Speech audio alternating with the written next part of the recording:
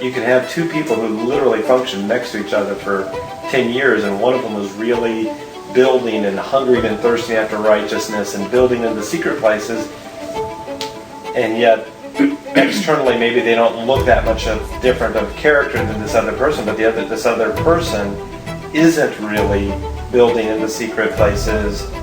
And then suddenly, literally almost overnight, I could see how there would be a radical night and day difference between the two. During those years, it would have been really easy for the one person to just justify themselves and say, I'm just like this other person, but they're really not, because God, who sees in secret, is going to reward openly. Either you're going to choose to build that way or you're not, and one day you're either going to feel really glad that you did or feel really, really stupid and an ache at that point that you did it. Can we take a minute here and define our terms? What does a life look like of somebody who doesn't sow those seeds in the secret place? Well, they're much more prone to want to watch movies. They're much more prone to want to sleep in.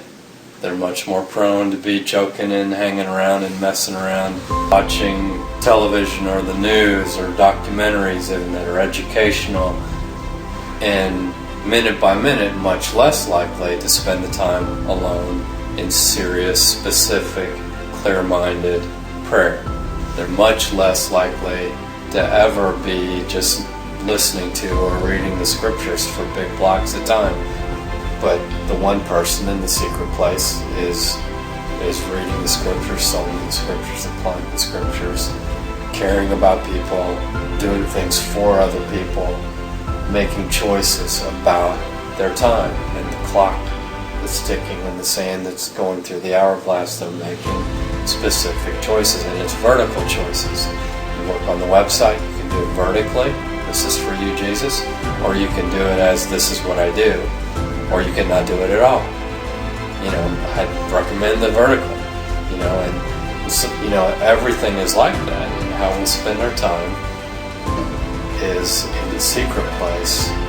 The difference between these two people, the Olympic athlete that's sitting in a chair, and the person with rheumatoid arthritis and every bone and muscle in their body sitting in the chair, both of them pretty up with a little makeup. They can look fairly similar, but what they're capable of when it's time to act, when you find out the house is on fire or your neighbor's house is on fire, what they're capable of doing is night and day different, because one of them slept their life away and didn't make the choices for anything other than themselves, and the other one didn't seem to be necessarily any kind of superstar. But in the secret places, they wanted to fill up their inner man with Jesus. They wanted to be faithful, seek first the kingdom, make their inner man a beautiful place, and to trust. One person wants that in a real way, and the other person is just one more check mark on their list. And then, of course, I want that. But they don't invest in it. So what you said is very profound. I just wanted to take a second to describe specifically what the difference between those two are.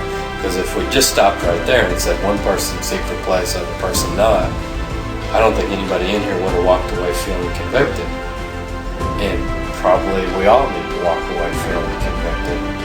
And there are a lot of things that we would very seldom irrationally justify lack of secret life. We wouldn't say, I just don't think I need to have a secret life with God. I don't really need to read the scriptures. None of us would probably say, I don't need to or I don't want to. But what happens over the course of a month is what really matters. Not what we believe about what should have happened, but what actually we've done about it.